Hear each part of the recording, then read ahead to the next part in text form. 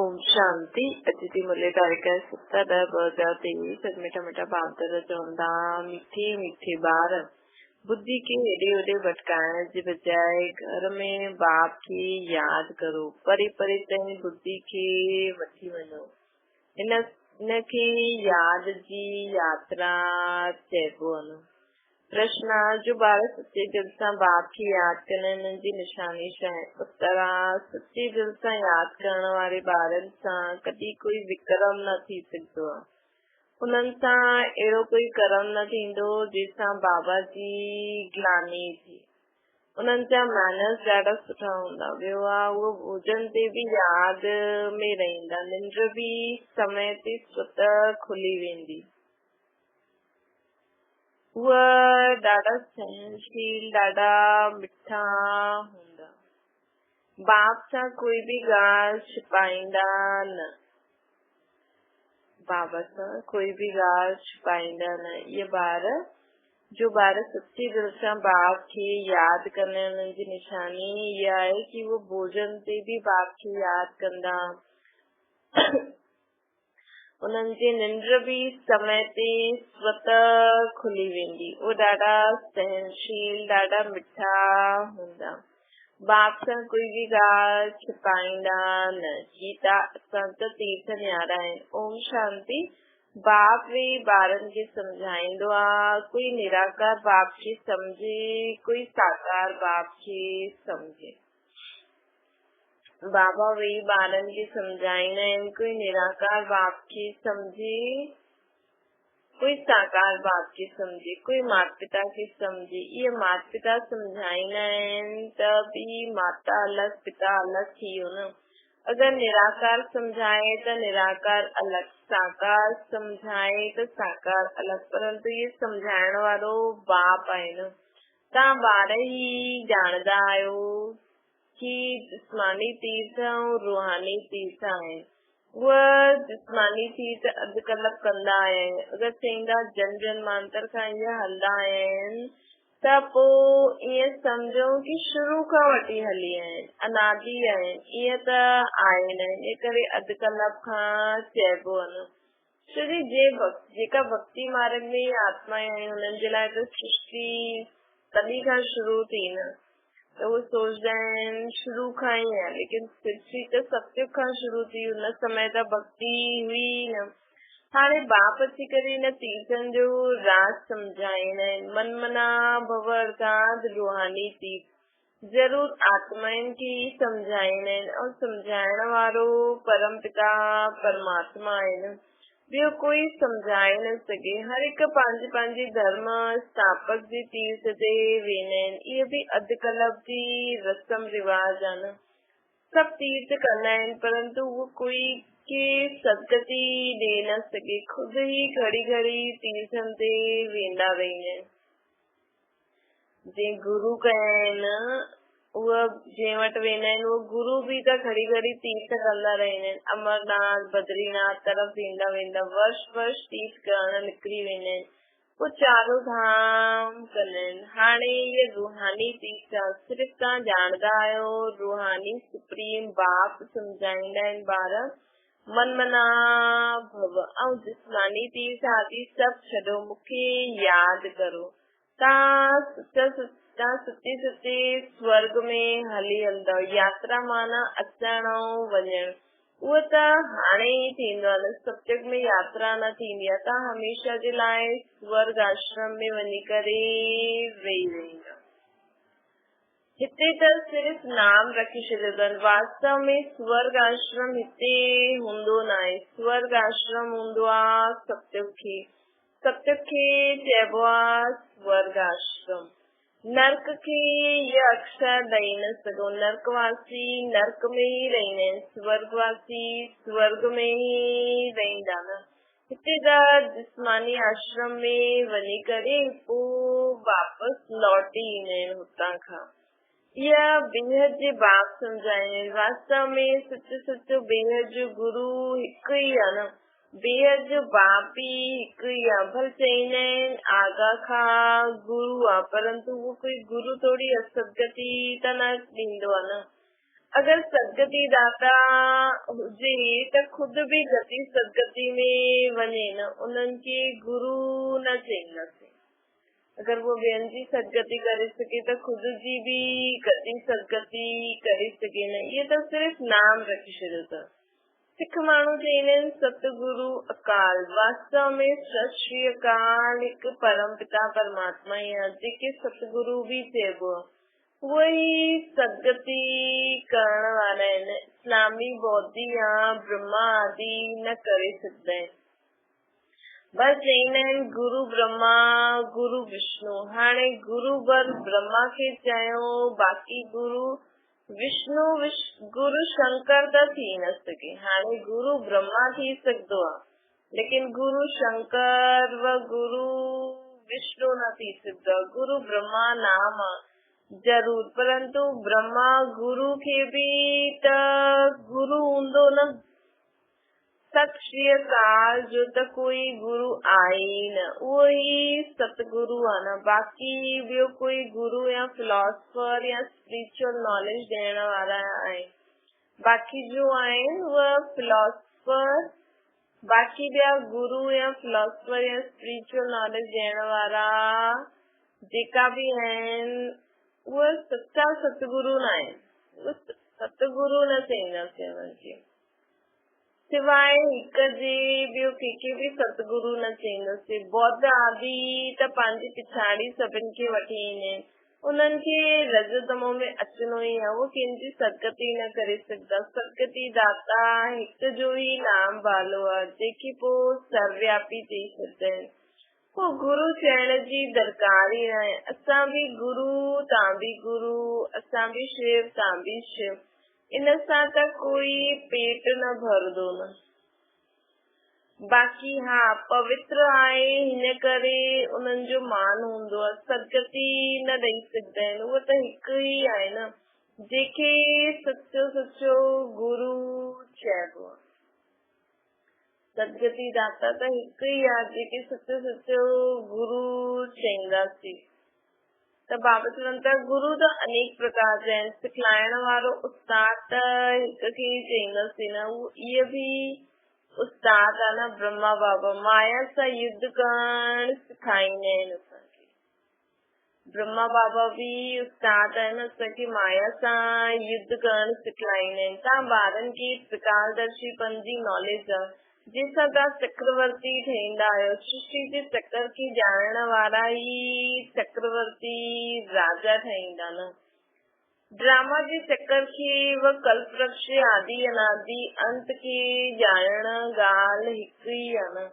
चक्र जी निशानी ॾाढे शास्त्रनि में भी लिखल आहे। फिलोसफी जी किताब अलॻि हूंदी आहे। किताब त अनेक प्रकार जा आहिनि। हिते त तव्हांखे कोई किताब जी दरकार न आहे, तव्हांखे त बाप सिखलाईंदा आहिनि, उहो सम्झणो आहे। असांखे त हिते जो बाप सिखलाईंदा आहिनि उहो सम्झणो आहे। बाप जी प्रॉपर्टी ते सभी ॿारनि जो हक़ आहे न, परंतु स्वर्ग में सभिनि खे हिकु जहिड़ी प्रॉपर्टी त न मिलंदी न। राजा ई आहे, हुनखे जो राजा ई आहे, हुनजी जो बाप, उनजो जो बाप ठहियो, बाप चवंदा राजा कंहिंखे मिलंदी जो बाप जो ठहियो आहे। चइण में त सभी बाप जा ठहिया आहिनि, लेकिन राजा कंहिंखे मिलंदी जो बाप जो लाइक सचो ॿार हूंदो, अर्थात जो बाबा जे चए ते हलंदो न। राजा ई त हुनखे मिलंदी न। बाबा चई थोरो भी ज्ञान ॿुधो त उहो हक़दार थी वेंदो आहे, परंतु नंबरवार त आहे न। काथे विश्व जो महाराजा, काथे प्रजा दास, ये सॼी राजधानी स्थापना थिए थी न। बाप जो ठहण सां स्वर्ग जो वरसो जरूर मिलंदो आहे असांखे। बाप जो ठहण सां स्वर्ग जो वरसो जरूर मिलंदो आहे, लेकिन पद में फर्क थी वेंदो आहे। वरसो मिलंदो आहे बाप सां। ये नई ॻाल्हियूं हुजण जे कारण मनुष्य सम्झंदा न आहिनि। बाप सम्झाईंदा आहिनि सत्संग में विकार हूंदो न आहे, माया ई न आहे त विकार काथां आयो। माया जो राज्य शुरू थींदो आहे द्वापर खां। ये रावण जी 5 जंजीरियूं आहिनि। उते ये हूंदियूं न आहिनि, जास्ती डिस्कस न करणो आहे, उहा आहे संपूर्ण निर्विकारी दुनिया। बाक़ी ॿार पैदा बाक़ी ॿार पैदा थींदा, गद्दी ते वेहींदा, महिला आदि ठाहिण जी जो रस्म रिवाज हूंदी उहा ज़रूर सुठी ई हूंदी, छो जी आहे ई स्वर्ग बाबा चवनि था। उते रावण जी 5 जंजीरियूं न हूंदियूं, जास्ती डिस्कस न करणो आहे। बस बाबा नटशेल में ॿुधाइनि था कि उते संपूर्ण निर्विकारी दुनिया आहे न उहा। बाक़ी ॿार पैदा थियण, गद्दी ते केरु वेंदो केरु न वेंदो, उहो त अंत में सभिनि खे पतो ई लॻी वेंदो न, कंहिंजी राजधानी ठहींदी। महिला आदि रस्म रिवाज सभु पतो अॻियां हली ॾिसंदासीं, सभु सुठो ई हूंदो, छो जी स्वर्ग आहे न। बाप सम्झाईंदा आहिनि ॿार हिन रूहानी यात्रा में तव्हांखे निरंतर बुद्धि योग लॻल रहे, बाबा सां लॻाइणो आहे। इहो ॾाढो सहज आहे। भक्ति मार्ग में बि सवेरे उथंदे, ज्ञान मार्ग में बि सवेरे उथी बाप खे यादि करणो आहे। ये कोई किताब आदि पढ़ण जी हिते दरकार न आहे, त सिर्फ़ मुरली ॿुधी मनन चिंतन करण लाइ पॉइंट लिखी वठो, बुद्धि में धारण करो, सॼो ॾींहुं हुन पॉइंट जो मनन कंदा रहो, बाप खे यादि कंदा रहो। बस सिर्फ़ बाप चईंदा आहिनि मूंखे यादि करो, छो जो हाणे नंढा वॾा सभिनि जी साम्हूं मौत बीठो ई आहे, अचानक कॾहिं बि कंहिंखे हार्ट अटैक थो अची वञे, पर हिन समय सभिनि जी नंढे वॾे सभिनि जे साम्हूं मौत बीठो ई आहे। मरदे समय चईंदा आहिनि भॻवान खे सिमरो, अंत काल अगरि भॻवान खे न सिमरंदा त स्वर्ग में न वञी सघंदा। त बाप बि चईंदा आहिनि मनमना भव, हिन देह खे बि यादि न करणो, असां आत्मा एक्टर आहियूं न, असांखे हिन देह खे बि यादि न करणो, असां आत्मा एक्टर आहियूं न, शिव बाबा जी सुल्तान आहियूं न, लगातार यादि में रहणो आहे। वैसे नंढा ॿारनि खे त न चईंदसि कि भॻवान खे यादि करो, हिते सभिनि खे चइणो पए, छो जी सभिनि खे बाप वटि वञिणो आहे, बाप सां ई बुद्धि योग लॻाइणो आहे न, कोई सां लड़ाई झगड़ो न करणो, इहो ॾाढो नुक़सानकारक आहे। कोई कुझु चए सुनो अनसुनो करे ॾियो, सामनो न करणो खपे जो लड़ाई थी वञे। हर ॻाल्हि में सहनशील थी करे रहणो आहे न, पोइ सम्झाइणो आहे। बाप बि आहे, धर्मराज बि आहे, कुझु बि ॻाल्हि आहे त तव्हां बाप खे रिपोर्ट करो, लॉ पंहिंजे हथ में न खणो। बाबा चवनि था पोइ धर्मराज वटि पहुची वेंदा, सजा जे भागी ठही वेंदा। बाप चईंदा आहिनि मां सुखदाता आहियां, दुख हरता सजायूं धर्मराज ॾींदो आहे, मूंखे सजा ॾियण जो अधिकार न आहे, मूंखे ॿुधाइणो आहे तव्हांखे, सजा धर्मराज ॾींदो। बाबा खे ॿुधाइण सां हल्को थी वेंदो, छो जी हीअ पोइ बि राइट हैंड आहे न। बाबा चईंदा आहिनि बाबा खे ॿुधाइण सां हल्को थी वेंदो आहे, छो जी बाबा जो राइट हैंड धर्मराज न, सतगुरु जो निंदर ठौर न पाए। जजमेंट त धर्मराज ई ॾींदो कि कंहिंजो दोष आहे, उन्हनि सां कुझु छिपी न सघंदो आहे। चईंदा आहिनि ड्रामा अनुसार भूल कई, कल्प पहिरों बि कई हूंदी न, कल्प पहिरों बि कई हूंदी, परंतु हिनजो मतिलबु इहो न कि भूल कंदा ई रहो, पोइ अभूल कीअं ठाहींदो। भूल थी वञे त क्षमा मांगणी हूंदी आहे। बंगाल में कंहिंजे पैर आदि लॻी वेंदा आहिनि त झटि उन्हनि सां क्षमा मांगदा आहिनि। हिते त हिक ॿिए खे गारियूं बि ॾियण लॻी वेंदा आहिनि। मैनर्स ॾाढी सुठी हुजणी खपे। बाप सिखाईंदा त ॾाढो आहिनि, परंतु सम्झंदा न आहिनि त सम्झाइबो आहे, सम्झबो आहे, इनजो रजिस्टर ख़राब आहे। निंदा कराईंदा रहंदा आहिनि त पद भ्रष्ट थी वेंदो आहे। बाबा चवंदा निंदा कराईंदा रहंदा आहिनि त पद भ्रष्ट थी वेंदो आहे। जन जन्मांतर जे विक्रमनि जो बोझो त आई न सर ते, उन्हनि जी त सजा भोगणी आहे। पोइ हिते रही करे अगरि विक्रम कंदा त हुनजी 100 गुणा सजा मिलंदी आहे। बाबा चवंदा सजा त खाइणी आहे न। जीअं बाबा काशी कलवट जो सम्झाईंदो आहे न, उहो भक्ति मार्ग जो आहे, ये ज्ञान मार्ग जी ॻाल्हि आहे। हिकु त पहिरियों विक्रम आहे, पोइ हिन समय जो कंदा आहिनि, उहो बि बाबा जे घर में अची करे, बाबा जे घर में रही करे। उन जो पोइ दंड 100 गुणा मिली वेंदो। ॾाढी कड़ी सजा खाइणी पवंदी। बाप त हर हिक खे सम्झाईंदो आहे, कोई पाप न करो, नशो मोहा ठाओ। बाबा चवंदा नशो मोहा ठाओ। केतिरी महिनत आहे न। हिन मम्मा पापा खे यादि न करणो, इन्हनि खे यादि करण सां जमा न थींदो। इन्हनि में शिव बाबा ईंदा आहिनि त यादि असांखे शिव बाबा खे करणो। के भी जिस्मानी देहधारियुनि खे यादि न करणो आहे, चाहे वो मम्मा पापा ई छो न हुजनि। चाहे वो जॾहिं बाबा मम्मा पापा जे लाइ मना था करनि त दादनि खे कीअं यादि करे सघंदा आहियूं असां। त बाबा चवंदा आहिनि कि ईअं न कि इन्हनि में शिव बाबा आहे, इन जे लाइ इन्हनि जी यादि रहे न। शिव बाबा त हुते, शिव बाबा खे त हुते यादि करणो आहे न। बाबा बि चवंदा आहिनि न कि भले असां मुरली हेठि ॿुधूं था, चाहे ब्रह्मा बाबा जे तन में बि बाबा ॿुधाईंदा त बि चवंदा हुया यादि शिव बाबा खे मथे करो। छो कि कॾहिं ब्रह्मा बाबा जे शरीर ते दृष्टि पइजी वञे, पोइ ब्रह्मा बाबा ई यादि अचे त बाबा चवंदा आहिनि यादि मूंखे हुते करणो आहे।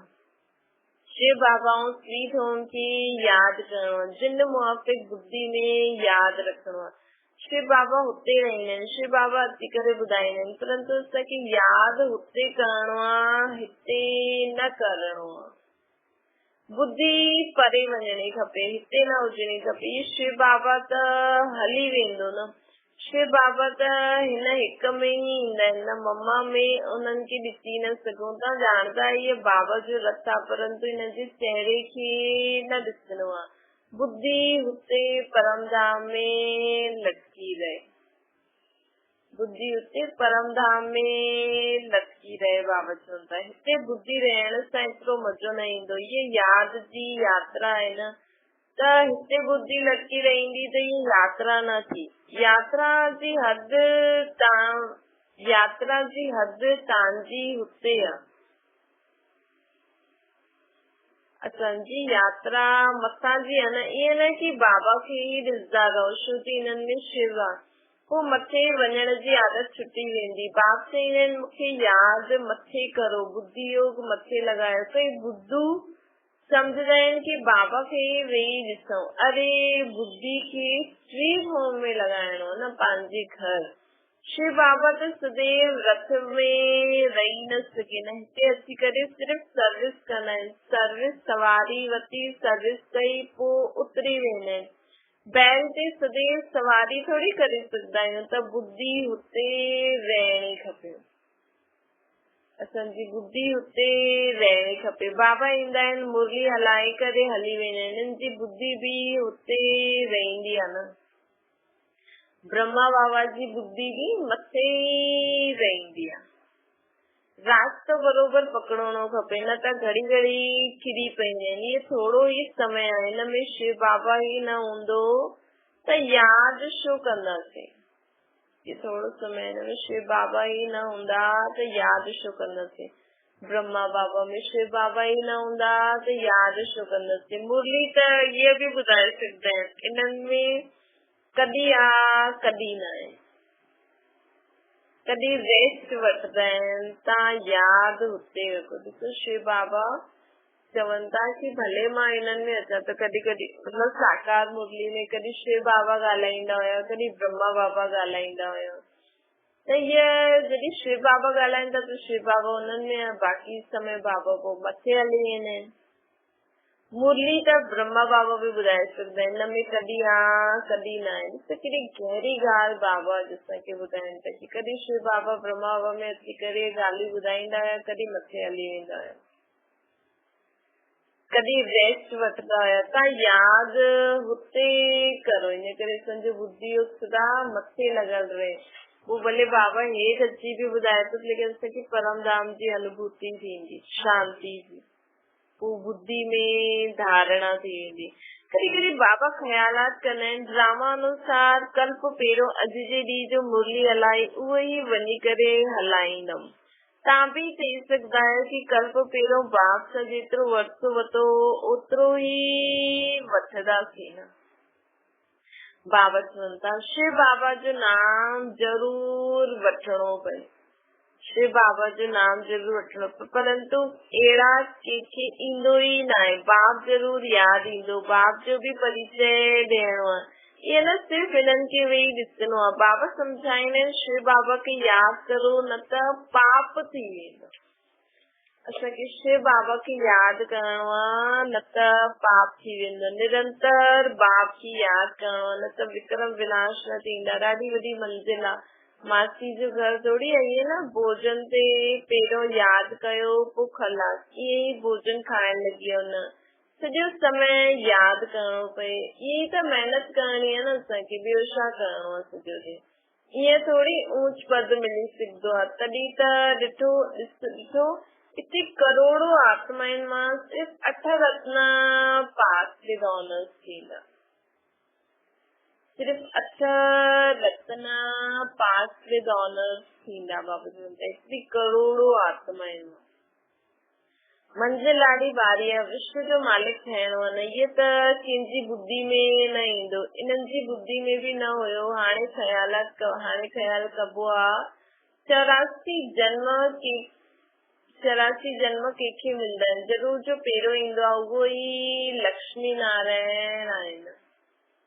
84 जन्म एक्यूरेट कंहिंजा थींदा, उनमें बि लक्ष्मी नारायण में बि 84 पूरो जन्म में पूरो 5000 साल कृष्ण जी आत्मा पाठ बजाईंदी आहे। छोकी मम्मा जो जन्म बि, राधे जो जन्म बि 32 साल पोइ थींदो आहे। इहे सभु वीचार सागर मंथन करण जी ॻाल्हियूं आहिनि। बाप सम्झाईंदा आहिनि हथ काॾे दिल यार ॾे। बाप सम्झाईंदा आहिनि हथ काॾे दिल यार ॾे। भल धंधो आदि कंदा रहो, परंतु निरंतर बाप की यादि करणो आहे। इहा आहे यात्रा। तीर्थनि ते वञी करे पोइ लौटणो, तीर्थनि ते वञी करे पोइ लौटणो न आहे। हिते तीर्थ ॾाढा मनुष्य कंदा आहिनि। हाणे त हुते बि ॾाढो गंद थी वियो आहे न त तीर्थ स्थान ते कॾहिं वैशाल्य न हुया। हाणे त केतिरो भ्रष्टाचार आहे न। हिकु धनी त कोई आहे न, झटि गाली ॾियण लॻी वेंदा आहिनि। अॼु चीफ मिनिस्टर आहे, कल्ह हुनखे बि उतारे ॾींदा आहिनि, माया जा मुरीद ठही वेंदा आहिनि। पैसा इकट्ठा कंदा रहंदा आहिनि, मकान ठाहींदा रहंदा आहिनि, धन जे पिछाड़ी चोरी करण लॻी पईंदा आहिनि। दुनिया में ईअं ई त लॻल आहे न, पैसा इकट्ठा कंदा रहंदा आहिनि, धन इकट्ठो कंदा रहंदा आहिनि, मकान ठाहिनि, धन पिछाड़ी चोरी बि करण लॻी वेंदा आहिनि। त हाणे स्वर्ग में वञण जी तयारी करो था न, उहो ई यादि अचणो खपे असांखे। स्वर्ग ई असांखे यादि अचणो खपे। धारणा बि थियणी खपे। मुरली लिखी करे पोइ रिवाइज बि करणो खपे। बाबा चवनि था मुरली लिखी करे पोइ रिवाइज बि करणी खपे। फुर्सत त ॾाढी रहंदी आहे। रात जो त ॾाढी फुर्सत आहे। रात जो जागो त आदत पइजी वेंदी। सचो बाबा खे यादि करण वारो हूंदो आहे न, हुनजी अख आपे ई खुली वेंदी आहे। कॾहिं सुबुह जो जॾहिं यादि करणो हूंदो आहे न 3:30 बजे, त जेका सच्चा बाबा खे यादि करण वारा हूंदा न, हुननि जी अख आपे ई 3:30 बजे खुली वेंदी। बाबा अनुभव ॿुधाईंदा आहिनि कि राति जो अख खुली वेंदी आहे। हाणे त निंड जे लाइ ॿियो ई पुरुषारत कंदा आहिनि। हा, स्थूल कम करण सां बि शरीर खे थकावट थींदी आहे। बाबा जो रथ बि ॾिसो केॾो पुराणो आहे न। वीचार करो, बाबा पते दुनिया में अची करे केतिरी महिनत कंदा आहिनि न। बाबा भक्ति मार्ग में बि महिनत कंदा हुया, हाणे बि महिनत कंदा आहिनि। भक्ति मार्ग में ब्रह्मा बाबा भक्ति मार्ग में बि केॾी महिनत कई, ऐं शिव बाबा बि केॾी सर्विस कंदा आहिनि भक्ति मार्ग में बि। ॾिसो हिकु ई समय विश्व जी सर्व आत्मायूं शिव बाबा खे कंहिं न कंहिं नाम रूप में यादि थी करनि। त शिव बाबा जी आत्मा हिकु सेकेंड बि शांति में मथे पंहिंजे हुनमें कीअं वेही सघिजे। कॾहिं हुननि खे कोई त यादि करे, कोई कॾहिं। ऐसे त बाबा शांति जो सागर आहे। मतलब कम केतिरो आहे बाबा खे कम केतिरो आहे। भक्ति मार्ग में भी केतिरा कम आहिनि, हाणे भी केतिरो कम आहे। शरीर भी पतित, दुनिया भी पतित, ऐं पोइ शिव बाबा खे पतित शरीर में अचणो आहे। ब्रह्मा बाबा भी भक्ति में भी ॾाढी महिनत कई हुई, हाणे भी केॾी महिनत ब्रह्मा बाबा शिव बाबा खे भी याद करन और सब ॿारनि खे भी ॾिसनि। पूरी यज्ञ जी स्थापना पर शिव बाबा कराई, लेकिन निमित्त हुया।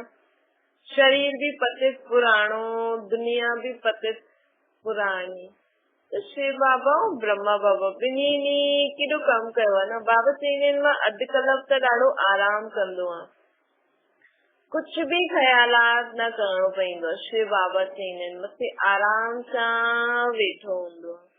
भक्ति मार्ग में ॾाढा ख़्यालात करणा पवंदा आहिनि, इन करे बाबा खे रहम दिल भी चइबो आहे न। इन करे बाबा रहम दिल भी आहे।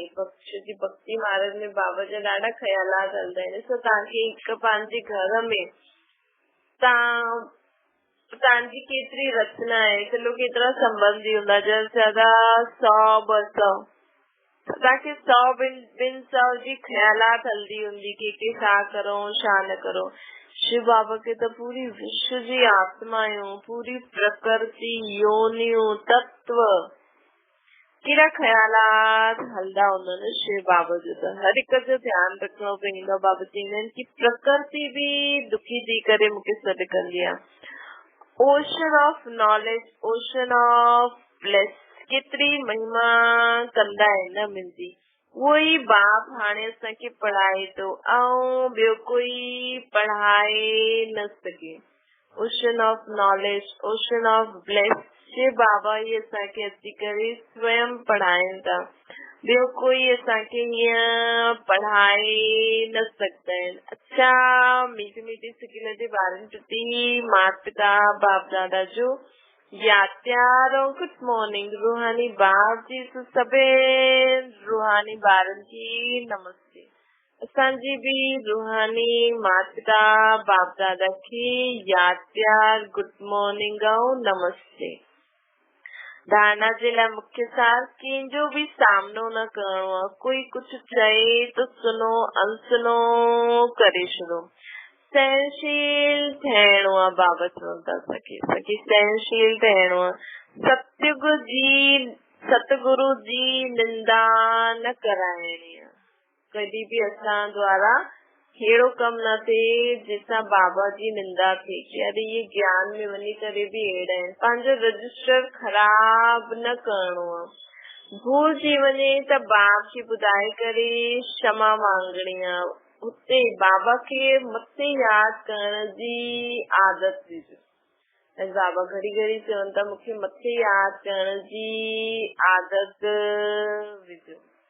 वरदान, साइलेंस जी शक्ति द्वारा जमा जे खाते के वधाइण वारा श्रेष्ठ पद जे अधिकारी ठहो। जैसे वर्तमान समय साइंस जी शक्ति जो प्रभाव अल्पकाल जे लाइ प्राप्ति कराईंदा, ये साइलेंस जी शक्ति द्वारा जमा जो खातो वधायो। बाप जी दिव्य दृष्टि सां स्वयं में शक्ति जमा करो, तॾहिं जमा की हुई समय ते ॿियनि खे ॾेई सघंदव। जो दृष्टि जे महत्व खे ॼाणे करे साइलेंस जी शक्ति जमा करे वठंदा आहिनि न, उहो ई श्रेष्ठ पद जे अधिकारी हूंदा आहिनि। उन्हनि जे चेहरे सां ख़ुशी जी रूहानी झलक ॾेखारे में ॾींदी आहे। स्लोगन आहे, पंहिंजे पाण नेचुरल अटेंशन, पंहिंजे पाण ते नेचुरल अटेंशन हुजे त कहिड़ी प्रकार जी टेंशन अची न सघंदी आहे। बाबा चवनि था पंहिंजे पाण ते नेचुरल अटेंशन हुजे त कहिड़ी प्रकार जी भी टेंशन न अची सघंदी आहे। अच्छा, ओम शांति। बाबा खे यादि करो,